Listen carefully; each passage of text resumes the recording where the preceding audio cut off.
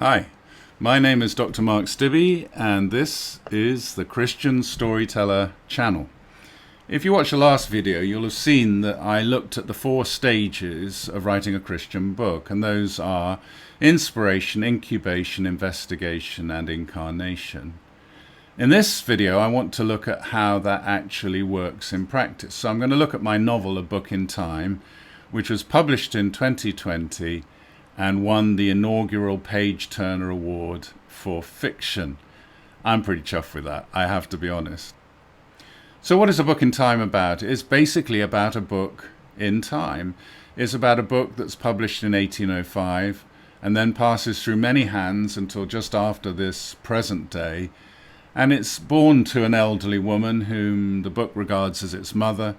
And throughout all these subsequent adoptions and fosterings, this book yearns, aches and longs to be reunited with the mum who bore it. Now, where did I get that idea from? It's a strange one, isn't it?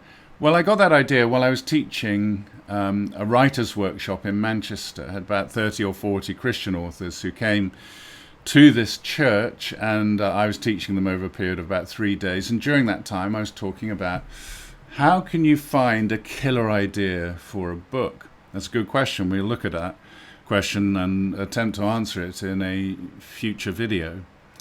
But I was looking at one particular way in which you can find something fresh and new to say, and that is by looking at a familiar subject from a very unfamiliar angle.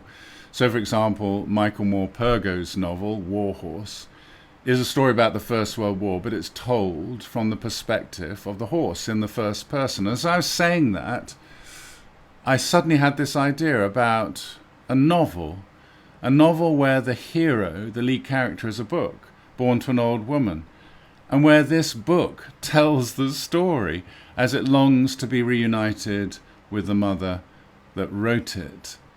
And I saw this old woman cradling this book, sniffing at the book's covers and pages, treating this book like the only child she'd never had. And just before she died, loving that book as the most doting mother would love her child.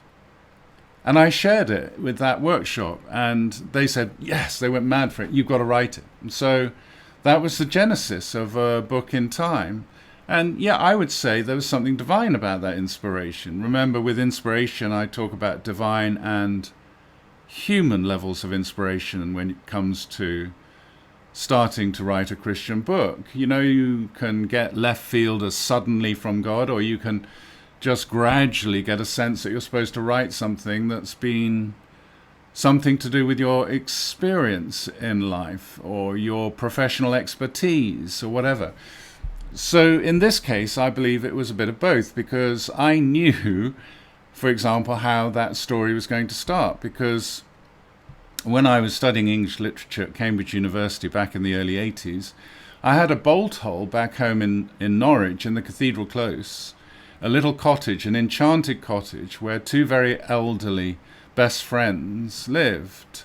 Dorothy Ingmere, who was a poet, a brilliant poet, and Denise. And they lived together, and they looked after me when I was home from Cambridge. And we would talk literature, and every part of that cottage seemed to be crammed with old books, all of them carrying the traces of special sacred memories for those 2 women. So the inspiration for A Book in Time was part divine. It was a suddenly. It was something that came left field while I was teaching those students in Manchester. But then there was also a gradually about it. I began to see gradually over time that there were things in my own life story that I could use in this novel. And then that process ended, as it were, and the incubation phase began. And so there was a lot of unconscious incubation, and I knew, and this is my own way of discerning when an idea is supposed to be turned into a book, and it's when you go to bed at night and all you can think about is the next phase of writing that book or exploring that book. And when you wake up the next morning, all you can think about is the same. It's really taken over your imagination in a kind of extremely sacred way, I would say.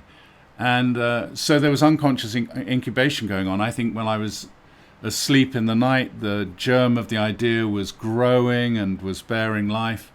But there was also conscious incubation, in the sense that I had to think very clearly about what kind of genre of story is this supposed to be, because there are multiple different genres that a writer of fiction can choose.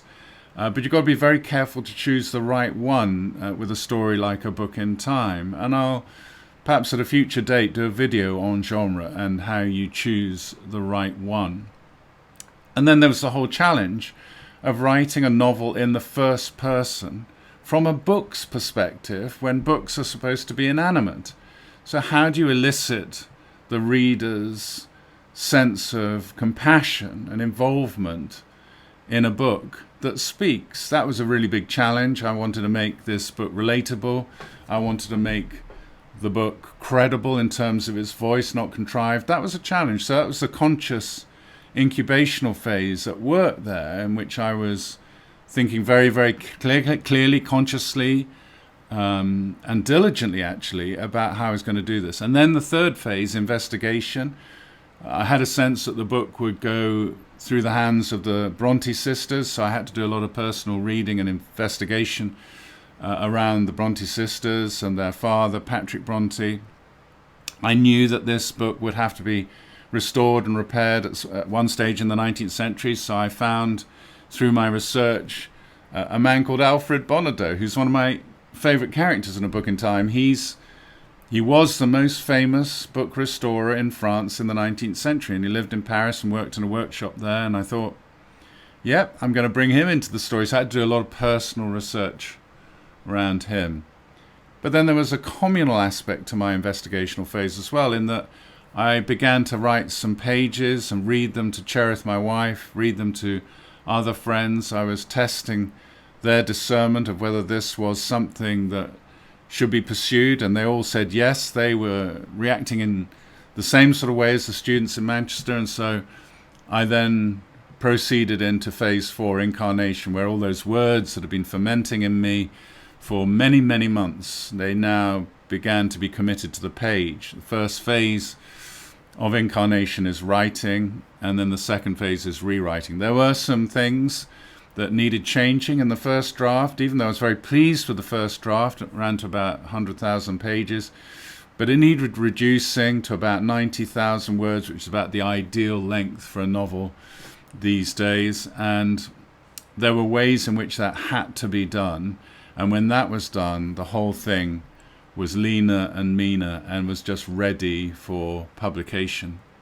So those are the 4 stages of writing a Christian book. In this instance, I'm referring, of course, to fiction, to A Book in Time, and shown you just how my creative process, that 4-stage process, has worked in regard to A Book in Time. Now, obviously, the edges between these 4 stages, the borders between them, are very blurred and sometimes extremely permeable. So you can find yourself already starting investigation whilst you're in incubation mode. And so don't take this as a straitjacket. It's just a kind of template that will help you to see where you are on your writer's journey too. But I hope it's been really helpful for you to see how it applies to fiction. In the next video, I'm going to look at how it applies to a work of non-fiction, for example, to a Christian teaching or instructional book. And I'll use one of my own there as well and show you how it worked, that 4-stage process with that as well. If you've enjoyed this and you found value from it, please hit the subscribe and the like buttons, and please tell your friends about this channel, because I know that they'll enjoy it too.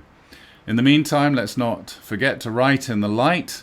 Let's live luminously and write radiantly, and I want to really bless you in that.